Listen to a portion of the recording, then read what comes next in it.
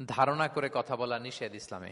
ওয়া ইন্না যান্না লা ইউগনি মিনাল হাক্কি শাইআ, আল্লাহ বলেন ধারণা কখনো সত্যের বিকল্প হতে পারে না। আপনাকে সত্যটা জেনে বলতে হবে। আমরা এরকম সমাজে অনেক করি, অনেক আপনি পাবেন। ধরেন যে আপনাকে আপনার এক বন্ধু দেখলো, রিকশা দিয়ে যাচ্ছেন, আপনার পাশে এক নারী বসা, তো সে অনেক কিছু খারাপ ধারণা করতে পারে।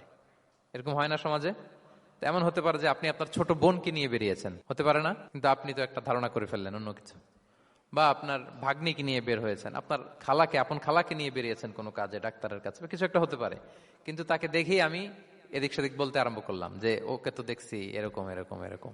আছে না নাই? আমাদের সমাজে আমি দেখেছি যে কারো যদি ঠোঁট কালো হয় তো মানুষ ধারণা করে নেয় লোকটা মনে হয় সিগারেট খায়।